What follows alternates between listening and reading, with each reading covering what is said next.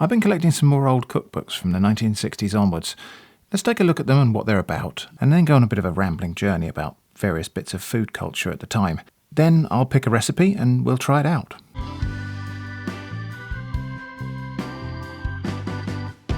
You might already have seen my video on this book. It's called It's Fun to Entertain by Gwen Marchant. I'll link to the previous video up there.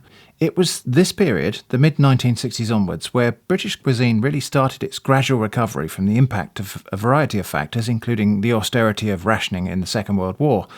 As to why that took 2 decades is discussed in greater detail in that other video, but in very brief summary, the first half of the 20th century hit hard. 2 major wars and a significant worldwide economic depression in between them, and things simply didn't snap back to normal just because Moustache Guy was dead. Damage had been done, knowledge had been lost or set aside, habits had been forgotten. It all had to be kind of bootstrapped all over again.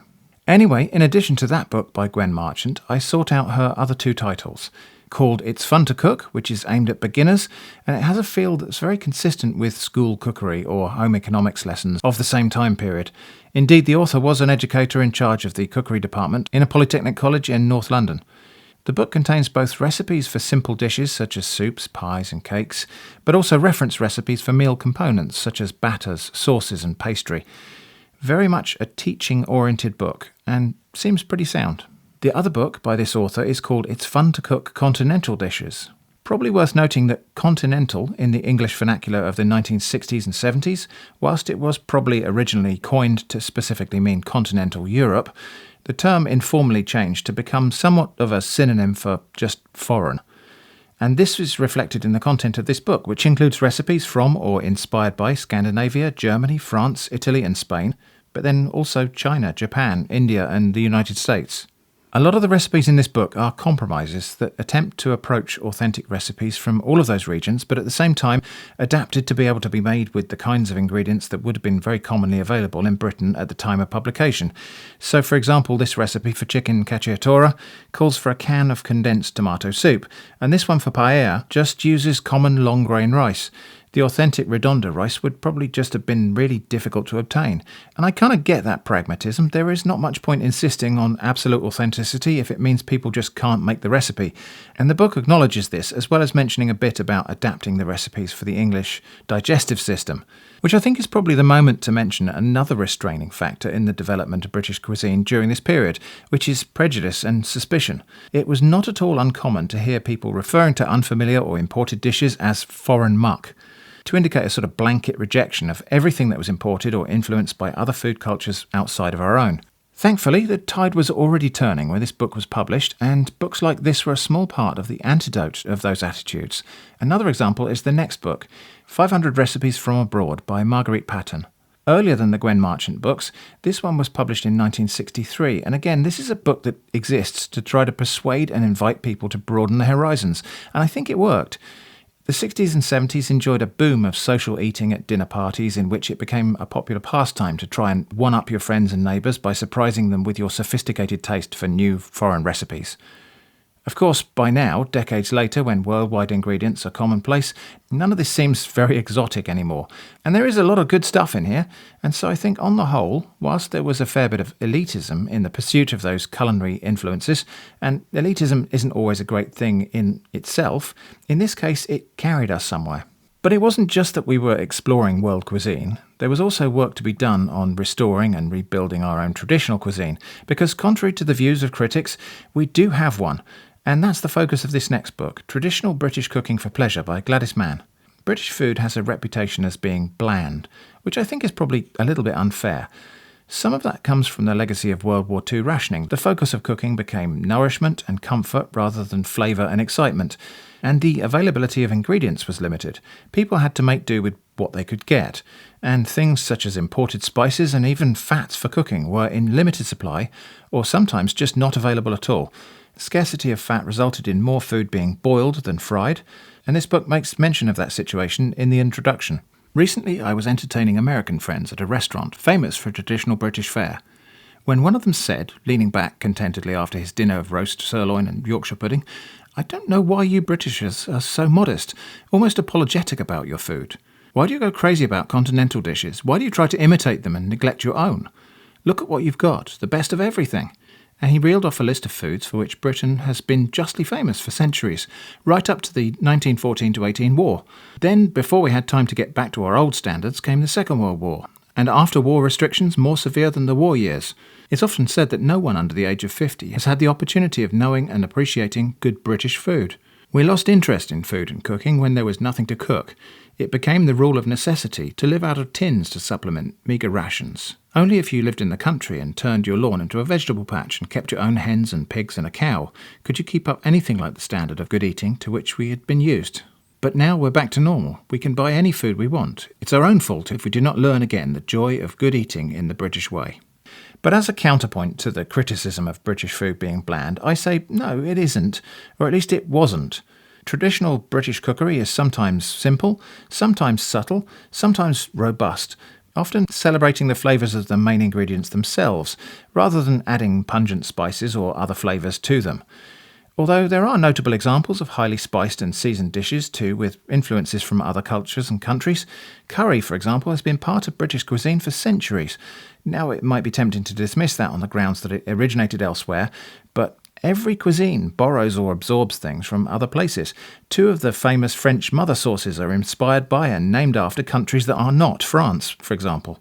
So anyway, to get back to the point, if anything's wrong with British cuisine, it's that for a variety of reasons it went through a period where it stopped evolving, it stopped incorporating new ideas, and as a result we have this sharp division between the notion of traditional British cuisine, which is kind of frozen in time now, and is often regarded as unsophisticated, plus modern British cuisine, which sometimes comes under fire for having lost its way by incorporating too much change. Can't win for losing. And the thing that really drove the wedge between those two different aspects was that period of austerity in the mid-20th century. Speaking of austerity, how about this book, the Austerity Cookbook? This book is perhaps the strangest of the bunch, published in 1975, but the introduction is kind of timeless and relevant to the concerns people are facing right now. Let me read a bit of it for you. During the Second World War, part of British official propaganda was the Ministry of Food's campaign On the Kitchen Front. Housewives were constantly admonished to avoid waste, to buy and cook wisely, to eat the right food, to vary meals, and to listen to special broadcasts about buying food. There were splendid slogans like "Let your shopping help our shipping," and "Food is a munition of war, don't waste it." Of course, we're not now in a state of war, fortunately, and our problems are not quite the same. For in those years, food was in very short supply in Britain and strict rationing was imposed. The current problem for us is not so much one of availability but of cost. Most foodstuffs are to be found in the shops, but at prices which seem to increase each week. There is, however, a shortage of food in the world as a whole, and it is therefore of the utmost importance that we all begin to use food as efficiently as possible. We should try to concentrate less on meat as a source of protein and try, for example, to make use of the nutritional value of plants. Much of the world's best agricultural land is given over to meat production, which is not necessarily the most productive use of it. And the recipes in this book are an odd mix. Some of them are great and really frugal. Others look pretty indulgent by my perception due to the way that some ingredients that used to be considered basic and cheap have become quite pricey. For example, a number of recipes call for quite a large amount of lamb, which is one of the more expensive meats nowadays. And some of the recipes, whilst purporting to be austere, include ingredients I would not associate with any notion of frugality. For example, barley cream soup here contains sherry, only a tablespoonful, but it just seems a weird inclusion in the context. And there are some really odd things in here. For example, this recipe for something called almondigos, which the book states to be a Scottish meatball recipe. Outside of this book, I couldn't find anything about this dish, at least as it's described here. Almondigos is rather a similar word to albondigas, the Spanish word for meatballs. I can't help wondering if this recipe's just been really badly transcribed at some point, like somebody wrote Spanish albondigas, perhaps in handwriting that looked like it said Scottish almondigos. The bad handwriting hypothesis is further supported by the recipe calling for 1 dozen stoned raisins, which can't be right, as 12 raisins would just be lost in the scale of this recipe. I think it probably means to say prunes, but maybe I'm wrong. If you know anything more about a real Scottish recipe called almondigos, please do let me know in the comments. Of course, another possibility is this recipe could be a copyright trap. Anyway, there are a lot of interesting recipes in this book, and I'm going to pick one that's a wartime dish described as an appetising meal without using the meat ration. So over now to kitchen shrimp to make onion, tomato and haricot pie. Okay, so from the Austerity Cookbook, I'm going to be today making onion, tomato and haricot pie. I'm going to be working in imperial measures, which is the primary system of measurement in this book and of this time. And it calls for 8 ounces of haricot beans, which to wash and soak overnight, which I've already done. I couldn't actually get haricot beans. I could only get cannellini, which is very similar, slightly larger beans. They're basically white beans. Beans we call haricot beans, which is beans, typically a bit smaller than this, but I'm sure this will work. Wash the beans and soak them overnight, drain them and boil in fresh water until they're tender. I'm going to do that in the pressure cooker. Drain beans in, water to cover, it's about a pint of water. That should be plenty. And I am going to add one thing to this recipe, which I've just got to go and get from the garden. So just 3 little sprigs of winter savoury. Savoury is a herb related to rosemary and thyme and sage and all those. And it's particularly good. It's often called bean herb, so it's particularly good for going with beans. Supposedly, it reduces the adverse digestive side effects that some people get from beans, but I don't know if that's true. So, lid on, and very helpfully, this cooker just has a beans setting. So, away we go, half an hour. Half an hour once it's warmed up. Meanwhile, a pound of onions, which I am to peel and slice. Now, it says slice. I'm assuming we just slice into crescents like that. I'm assuming the onions don't want to be diced too small because later on we've got to put it in layers in the dish, apparently. And we've got to boil these onions, which is unusual, at least for me. But this is a recipe from a time when cooking fat, butter, oil, all of those sorts of things were in very short supply. And so there's a lot of boiling in this recipe where in a more modern recipe we might think about frying. But that does mean no browning on the onions, which is an interesting idea because, you know, I'm used to at least browning onions a little bit to get some caramelised flavour on them. But it's not something that people have always done. Now I do know we're going to need at least half a pint of water in here, probably a bit more, because we've got to reserve some of this water after cooking. But I suppose what I'll do is just put enough water to cover them, which is about 3/4 of a pint, and we'll go and boil those now. Now it's difficult to be absolutely certain what they mean by tender for these onions, but I'm going to assume that it's something like this. They've gone translucent, they are cooked, they're not completely soggy, but they're no longer crisp and crunchy. So I've got to drain these onions and reserve half a pint of that onion water. And obviously at the time this recipe was being made in wartime rationing, I imagine they would have reserved all of that onion water and used any left over for soup or some other dish. So in the same pan I've put 2 ounces of plain flour, 2 teaspoons of salt, half a teaspoon of ground white pepper, and then 1/4 teaspoon of dry mustard. So mustard powder. To this we need to add half a pint of milk. Do the cold ingredients first. So we're going to make a white sauce here essentially, but there's no fat in this other than what was in the milk. So there's no making of a roux here. This is just a case of flour into liquid and then we're going to cook it. And we also want half a pint of that onion water. So now we've got to bring this to the boil, simmer it until it thickens. While that sauce is just coming up to temperature, we're going to just weigh out 2 ounces of grated cheese. I think the purpose of the mustard in this sauce is probably to enhance the cheese. Mustard acts like a flavour enhancer for cheese. Well, at least that's what everybody says. I think it's probably true. So 2 ounces of grated cheese. That's not a lot of cheese. This sauce is starting to thicken up now, but it does smell like wallpaper paste. So I'm going to give that a little simmer. That's got to be cooked for like about 3 or 4 minutes, because obviously there's been no frying here. There's been no frying of the flour before we added the liquid. So that flour has got to be cooked somehow to take the raw taste off it. So we'll simmer it for a couple of minutes. All right, and then in with the grated cheese. And we just need to whisk that now to make sure that that melts in and combines. It doesn't look too bad. It looks a little bit grey for a cheese sauce. Okay, well I'm going to have a little taste of this. Not bad. Not bad. That's extremely salty. That's very salty. But then I assume that salt is going to be diluted by all the other ingredients. Right, just got to wait for the beans now and then we can assemble the pie. This recipe calls for 8 ounces of tinned or bottled tomatoes. This is 400 grams, which is a lot more than 8 ounces. So we will weigh out 8 ounces of tomatoes from this tin. I suppose that will work because we'll get the tomatoes and not the juice. So that's 2, that's 3.5, 6 3/4. Okay, so that's about 8 ounces of tomatoes there, 4 plum tomatoes. That little leftover bit can go in the fridge and I'll use that for something else. While all that's been happening, the beans have cooked and let's have a look. They are wonderfully tender. I will just drain those and then we'll assemble the dish. It says to grease the dish, so I'm going to use lard.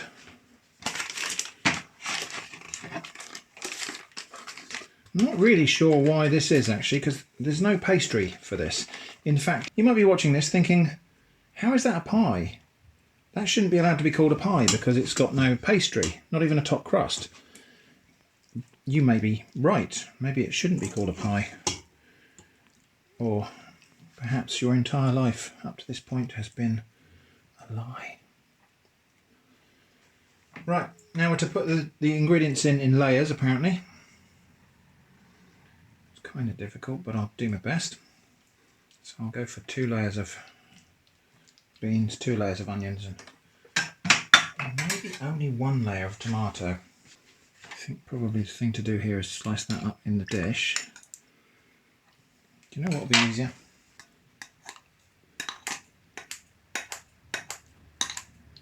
I think there's only going to be 1 layer of tomato just because of how small amount of tomato there really is. The beans are probably cooked down. I think this is the difference between haricot and cannellini. The beans have cooked down a bit more than I think probably haricot beans would have done. Smaller beans are typically firmer. And then the last few beans. And then the sauce goes over the top of that. I have had another taste of this sauce and it's an interesting thing. I think they've gone for the kind of illusion of cheesiness by adding extra salt. The first little taste of it, when it hits you, you think, wow, that's a cheesy cheese sauce, but actually it's just a salty cheese sauce. Anyway, that's the thing. Now we are to bake this in the oven at gas mark 7 for 20 minutes. Right, well, here we go. I think that's going to need to sit for a little bit just to cool down and hopefully maybe even set a little bit. We've got a skin on there, so there's almost a crust, but that is onion, tomato and haricot pie. That smells alright. It smells a bit like, well, it smells of cheese sauce. So I'm just going to let that cool down for a little bit and then we'll give it a taste. Okay then, let's dig into this and see what we got. So the sauce has almost set like a custard on top, but not quite. Try and take a kind of chunk of this out and see what we got. Well, it is definitely more like a casserole than a pie. Okay, well, I think a spoon for this is in order. Let's get a little bit of everything. Well, it smells like if you know those pastry slices you get with cheese and onion inside. It smells like those. Anyway.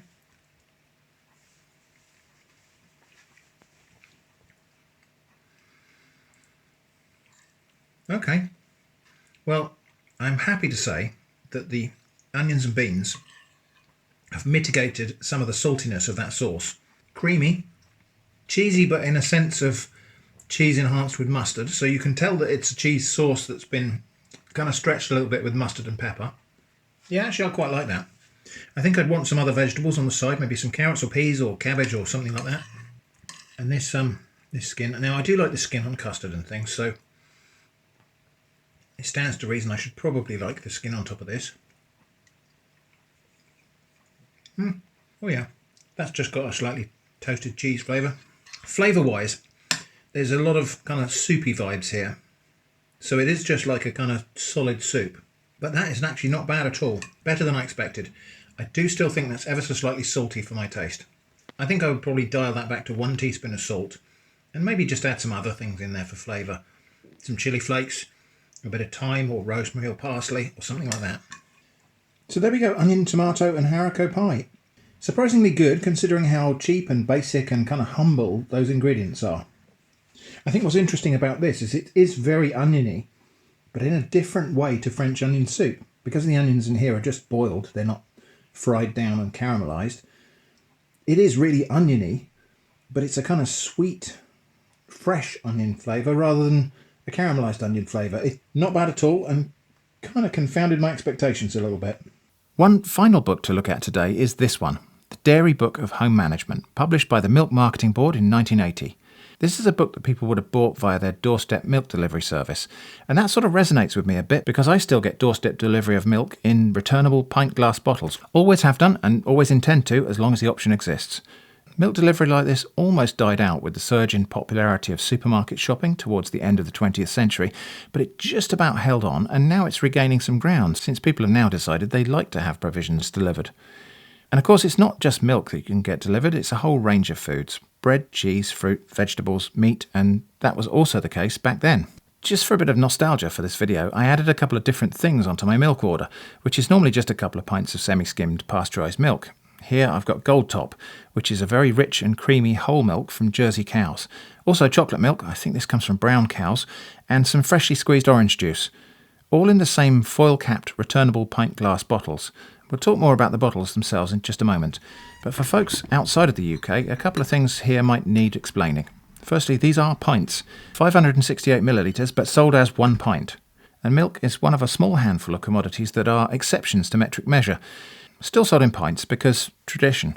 There would be nothing to stop someone selling this amount of something as 568 ml. But for milk, and also beer, the key difference is that the primary description of the selling unit can be referred to as a pint. Nextly, milk in the UK typically comes in several varieties as follows. Whole milk, which has about 3.5% fat, semi-skimmed, which has about 1.8% fat, and skimmed, which has less than 0.5% fat. Along with Gold Top, which is 5% fat, and as a result can't be homogenised. There's usually a visible cream line here in the bottle, and that first bit poured out is very rich and creamy. Sometimes this used to happen to a lesser extent with the whole milk, which was not homogenised in the past, and I remember fighting to be the one to have the top of the bottle on my breakfast cereal if the birds hadn't stolen it. Because that was a thing. Blue tits and cold tits, the bird species in question, learned to open the caps of milk bottles on doorsteps to get at the cream on top of the milk. It is reported that birds all over the UK and in some places abroad simultaneously started doing this quite abruptly, and that this is supposedly evidence for something called morphic resonance, where all of the birds are metaphysically connected in some way that allows them to share knowledge. It's also been hypothesised that it was just a change in the type of cap on the bottles that allowed the birds in. The milk bottle caps having evolved through various iterations of thick card, which by the way was the origin of Pogs, thinner wax paper and eventually metal foil. But those changes didn't happen everywhere at once, as milk was bottled by a large number of independent dairies. The whole thing with the birds was real though. They really did tear through the caps of the bottles and steal the cream. But the idea that it happened all at once for some metaphysical reason, it's a charming idea, but I think it's probably just misreported and maybe didn't happen quite so simultaneously or abruptly as claimed. Anyway, back to milk bottles, because the bottles we're looking at here are the dumpy milk bottle that was introduced in the early 1980s. This bottle design was an improvement on the previous taller milk bottle, of which, here's an example. The newer bottle design uses about 40% less glass, and so it's lighter to transport, as well as being slightly shorter in stature, and so allowing an extra layer of crates to be stacked in some cases. Printed ads on milk bottles like this served not only as a revenue source for the dairies, that is simply selling advertising space on the bottles, which was pretty much guaranteed to be seen by people sitting around breakfast tables, unless they were posh enough to decant the milk into a jug, but this was also used for in-house promotion of the product itself, which of course we see here. This is a slogan advertising milk on milk bottles, as well as other in-house products that would be available to order for delivery with the milk in the morning, such as Lime's Wold Cheese, which is a sort of soft brie or camembert-style blue cheese invented and marketed by the Milk Marketing Board. Which brings us back to the book, which was published by that organisation. In fact, I think the Milk Marketing Board might be a big enough topic to warrant its own video sometime. It wasn't just a trade organisation, it was a rather complex and I would say quite clever mechanism designed to stabilise milk prices to the benefit of both producer and consumer, but that's a really deep rabbit hole, so probably not for today. Now you might think that this book is just going to be a thinly veiled promotion of dairy products, and certainly it contains a little bit of that, but the majority of the book is just a reference volume full of general household advice and guidance. The basics of cooking, home maintenance, gardening, pet care, crafts and health. For example, it contains instructions on making pastry, advice on pet turtles, how to sand a wooden floor, and guidance on the changes in the body which take place during pregnancy, which it describes as quite drastic but don't seem to affect the hairstyle or facial expression very much. One of my favourite things about buying old books, and especially cookbooks, is the discovery of things people left in them as bookmarks. In this book there were 2 of these, paper tags that you would hang on the top of your empty milk bottles to ask for an extra pint or 2. This tag calls them pinters from a slogan, "Drink a pint of milk a day," which along with the "got a lot of bottle" that we saw on the older milk bottle and also on this tag, were devised again by the Milk Marketing Board. In fact, it's very likely that these paper tags were supplied together with this book and have been together with it since brand new. The one Milk Marketing Board campaign I cannot leave unmentioned is the Humphrey. It was actually a campaign by Unigate, which was one of the dairies at the time, but then Unigate was acquired by the Milk Marketing Board, so it's sort of the same thing. Anyway, Humphreys were some sort of unspecified milk thieves whose appearance or nature was never elaborated, their activity only ever being shown in the form of a red and white striped straw coming in from out of frame to drink your milk, with the encouragement that you should hurry up and drink it first. Watch out, there's a Humphrey about. Were Humphreys humans who just liked stealing milk in a very specific way, or were they supposed to be some sort of non-human, perhaps supernatural creature or monster? It was never made clear. Anyway, this book, whilst it does contain a lot of cooking basics, doesn't really count as a recipe book in its own right, so we're going to go back to one of the other books for one more thing to try out. From It's Fun to Cook by Gwen Marchant, we're going over to Kitchen Shrimp again to make steamed apple pudding. Steamed apples. Okay, I'm going to make a steamed apple pudding from Gwen Marchant's It's Fun to Cook book. I am going to play a little bit loose with this recipe because actually this recipe is designed to be adapted. It talks about using different spices, it talks about using different fruits. So I'm going to make a steamed pudding that's basically this recipe, but instead of apples it's going to have apples and plums. So it says use cloves or pinch of cinnamon or thin strips of lemon zest.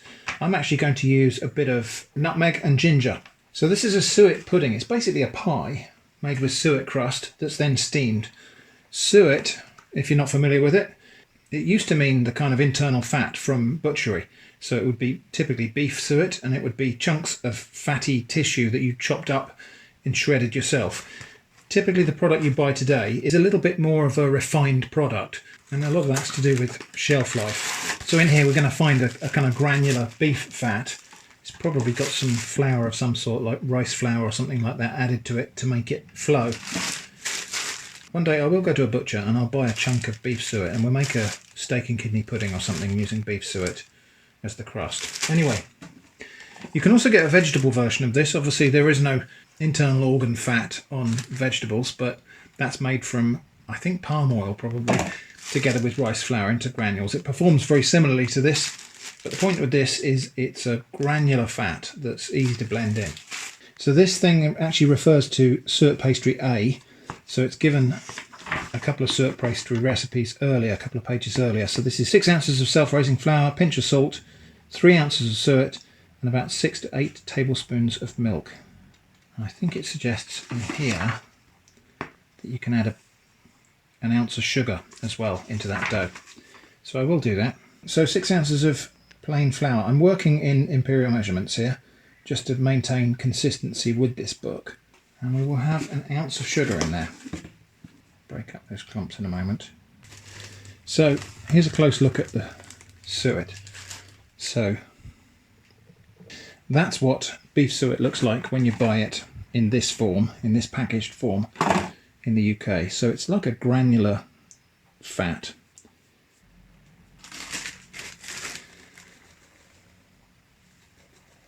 And all this is just a way of incorporating fat easily into a dough. It's just another way of blending fat and flour. So rather than having to rub it in or combine it in other ways, you've just got flour and fat evenly mixed without too much fuss. Obviously, going back further in history, suet was just a way of making sure that nothing went to waste. It was just a way of using it. So 6 to 8 tablespoons of milk. I'm just going to eyeball that. And we'll just bring that together into a dough. Okay, that's it. And that's how simple it is to make suet crust pastry. So we've got a nice soft dough that will be easy to work. So I've got a pudding basin. It says to well grease my pudding basin, so I will do that. Just make sure there's a good layer of fat on there. Again, I'm using lard, which would have been a traditional cooking fat. These are recipes from before the days, really, when people had bottles of cooking oil in the kitchen. Most of your cooking fat in British recipes would have been butter or lard. Later, margarine, and then liquid cooking oils came on the scene quite a bit later.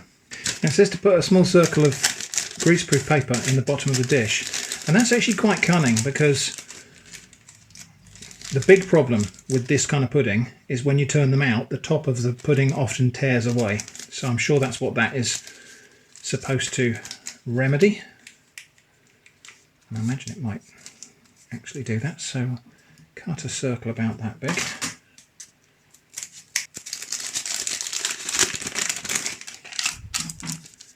And slap that in the bottom.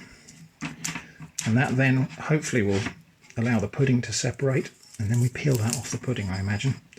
Right, so that's that. Next we have to roll out the pastry. So well floured board, well floured pastry, and we've got to roll out a big circle, because this has to line this dish and have enough for a lid on there as well. And this is the point where you can see the kind of marbling of the suet in there. Right, I think that's probably enough. And then we'll roll that over the top of the dish, like that. And then kind of help it go down, so that we don't end up with great thick chunks of pastry here. These gathered bits I'm going to trim off. I don't think this advice is in the book, but we can press those together and reform the kind of pastry lining. I'm actually going to trim off this spare here for a moment, just so it doesn't rip. Set that aside, and then that allows me to get my hand in there and properly form the edge of this pastry. And if it feels a bit thick anywhere, I have the opportunity to do something about that. And then I've got just about enough pastry left from all the trimmings to roll out a circle that's going to be the top of the pudding, although that would be the bottom when it's cooked. The next thing to do now is to core and peel the apples.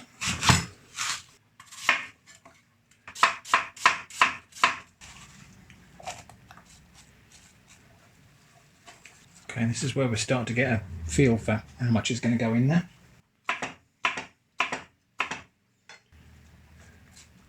Right, so it's 2 to 3 ounces of sugar, white or brown. I'm going to use brown.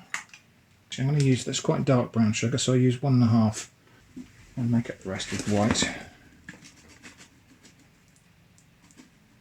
It says a pinch of cloves or nutmeg or cinnamon or whatever. I'm going to use cinnamon, a little bit of nutmeg as well, and a little bit of ground ginger. 2 to 3 tablespoons of water.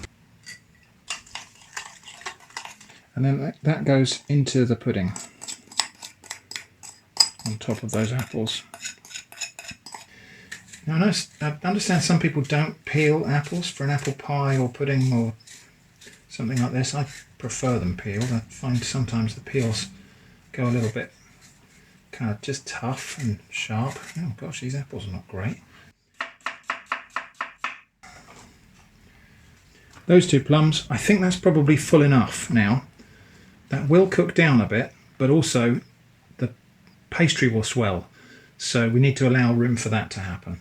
So to finish assembly of this pudding, that's the remaining pastry, which I've just rolled into a circle that fits in there. And then I'll brush this around here with a bit of water like that to help it stick to itself. And then this edge will bring down and crimp over. greaseproof paper, foil, not part of the original recipe, string, nice and tight. Okay, that's going to go in the pressure cooker now for probably about an hour. So yeah, in years gone by, it would have been fine to steam this briskly for 3.5 hours or whatever, because if you've got a wood-fired stove, it's probably burning anyway, and that would be just fine. But I'm not going to boil that on my gas cooker for hours, even though it's not as expensive as it might seem. I've got a video about cooking costs, so that's in the video card here and in the description. Okay, and away we go. This is cooled down for just barely long enough to be able to be handled now. So let's open it up and see if it worked. So this is called apple pudding, and that's going to be confusing some people because pudding in other parts of the world means other things. Pudding in the UK means just about everything. Here's the chart, not complete. Ironically, the thing we're going to serve this with, custard, is quite similar to what Americans call pudding. Right, well, here we go. It worked. Hey, how about that? And the paper stayed in the bottom of the dish. So there we go, steamed apple pudding. It's a bit like a steamed dumpling, really. And isn't it interesting how the pastry has actually baked, even though that has just really been boiled, okay, in the pressure cooker, so it did get hotter than boiling water, but that's kind of baked, even inside the steamer. That is a triumph. I'm really happy with that result. Just need to make some custard now to go with it. Now, I'm not normally one for the kind of pretense of the thumbnail image. However, there's something I've got to do here, which is if you ask people of a certain age in Britain what pudding looks like, I think this is the answer. Of course, that does make it more difficult to serve, but let's have a go. Hopefully we'll still be able to see what the inside is doing here.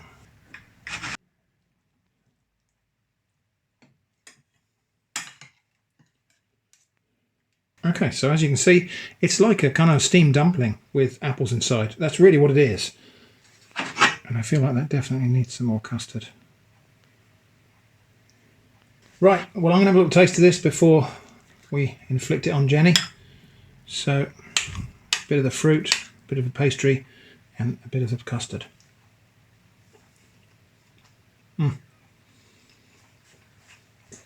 That feels like it's going to be really filling.